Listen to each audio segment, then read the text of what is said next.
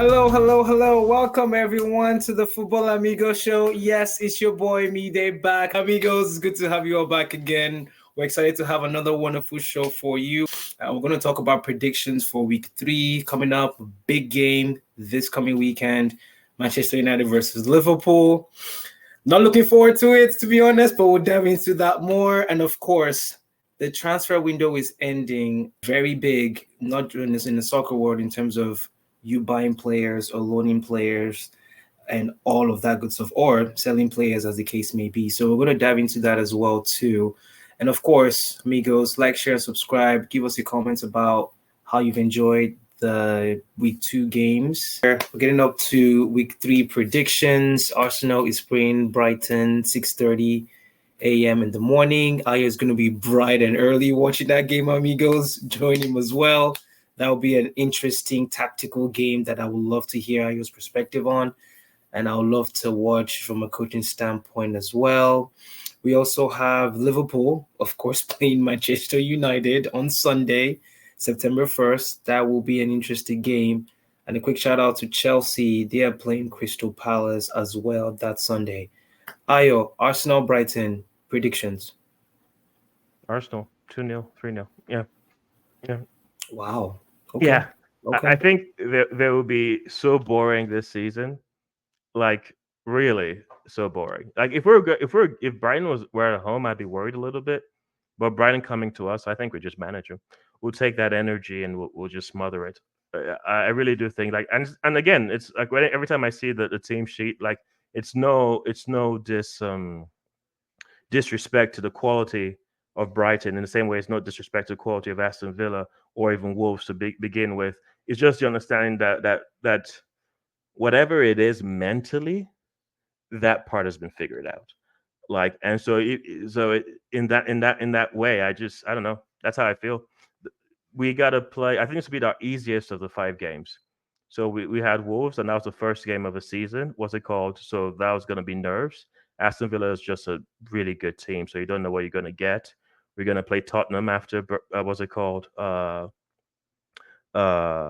Brighton away, and we're going to play Man City away. Those 2 games I'm worried about. Brighton, not so much. Yeah. Interesting, amigos. Please let us know, like, share, and subscribe. Let us know your thoughts about your predictions about that game.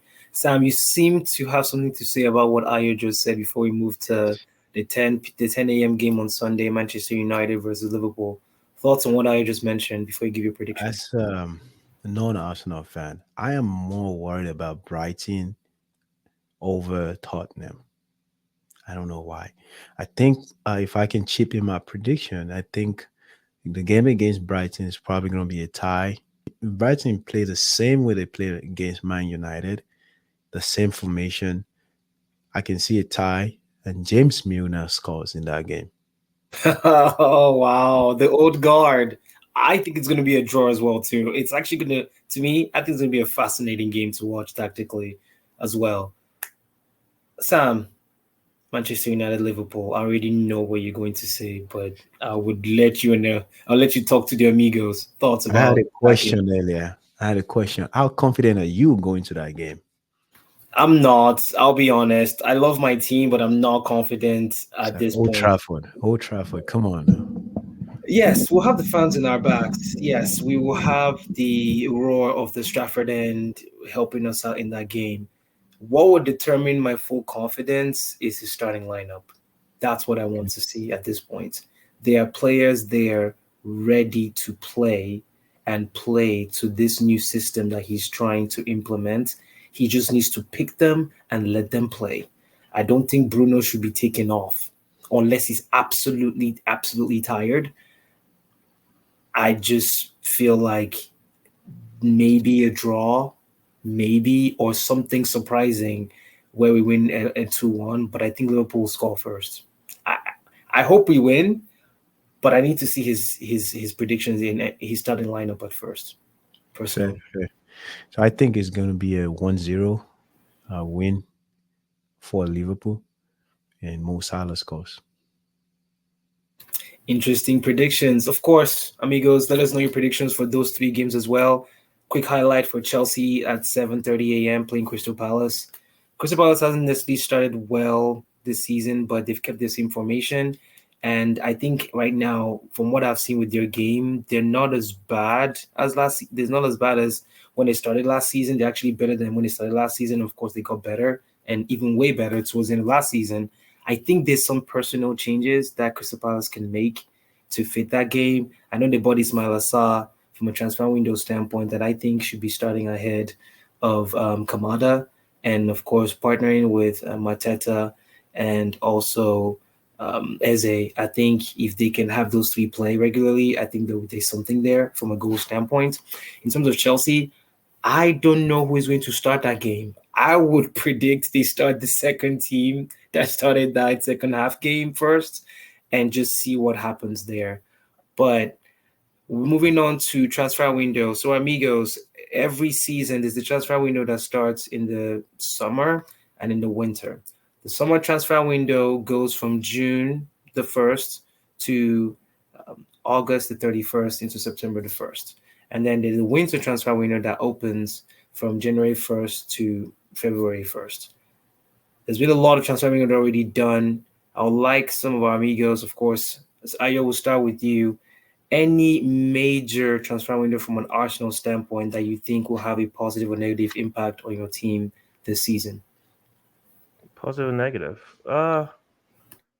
Well, we've let quite a few players go in specific positions. We let Emil go full for permanently. We let Vieira go on loan, and it looks like Nketiah is on his way out if a deal can be agreed with Crystal Palace. Speak of the devil, uh, we definitely need a winger. I'm not 100% sure on Martinelli's confidence and his decision making, and Trossard's physicality is a liability. And I think we need to find some ball. They're ball carriers. Like you see, Doku when he carries the ball. You see, I mean, Neto did that really well. You could see that when he carried the ball, we just need really good, confident ball carriers that can actually play, dribble their way out of problems. And I don't think we have that per se. And so apparently, we're looking at Lukman, the Nigerian winger from Atalanta. Uh, I don't know if we have enough time to get terms agreed. So in all likelihood, we won't see a new addition. But that's the only thing that makes me worried. I'm not worried about the striking position, and everything past that is solid. It's just a question of if we can get a really good ball carrier as our left winger, someone who can actually destabilize a defense, someone who actually has, because Martinelli before last season had really good outcomes on 1v1s, which is what we're looking for. You need to take on your what's it called, your the wing back, beat him, and either set up a goal or score. And I think his confidence is down. I don't think that's Trossard's game. Trossard is probably the guy who gives you that depth pass while you're progressing the ball, but we actually need a carrier. And so hopefully, if we can get Lukman, like he's amazing, so I'll be happy with that. But if we can't, then in Arteta we trust, I guess. Yeah. Yeah. What I am looking to see is to see if Nwaneri would get games. So I think by letting Vieira go, by letting Emil Smith Rowe go, in between them they played about I think 500 minutes. They said they played together over the course of the season. I'd like those minutes to go to Nwaneri, and so we can see. Just blood him. I think he's good enough to see that if he's ready to play at this level. Yeah. Interesting thoughts, amigo. Amigo Ayo, on that. Sam, Liverpool transfer window. Any surprise incomings or outgoings from your perspective? None, and I am actually okay with not making any transfer. The more I look at the squad, the more I get confident with the squad. Of course, there's still one or two questions when it comes to the front, the forward. But I look at it, if you keep Jota That Darwin busy, Nunes. yes, I was gonna get to that. Yes, if you keep Jota busy, it will be a good competition for Gakpo. Let them compete for that. The front four. I have Diaz, I have Gakpo, I have Jota, I have Nunes, I have Salah. Alvin Elliott can step in. So these are players that I wouldn't rate below 7 right now. So if they giving me, if I can rate them as an 8, I have no problems with them. My defense is what I think we should maybe put a little bit of thought into. But if we who is that? If Trent leaves, it becomes a little bit of problem. The Van Dyke is good, but I just need to have a little bit of stability in that defense right now. But so far, so good. Midfield is great. Front, nothing crazy. Uh, yeah, defense is could be better. So overall, let's keep it as it is. Save some money, and we'll get better next season. I agree. From a Manchester United standpoint, we have bought well. Unfortunately, some of there have been injuries and just the coach not using some of them to start games, but hopefully that will change in time. In terms of incoming, I'm looking forward to having Ugarte finally join the team with the deal for McTominay to Napoli being approved as of today. We should see some movement on that front from an Ugarte standpoint from PSG coming into Manchester United. I still think we should get a left back as well, maybe on loan before the last 4 days of transfer window or 5 days of transfer window still opening. And then I don't understand this rumor of a swap deal between Sancho and Raheem Sterling. I don't know where that's coming from, but that's just going to make the transfer window closing so interesting on that 31st. So amigos, make sure you're locked in to the transfer window and enjoy the chaos that happens on that day because a lot of clubs are on the phone finalizing deals, sending those deals finalized to the FA to approve. It's always a fun Christmas time, I would say, in the word of in the world of football. But those are my predictions.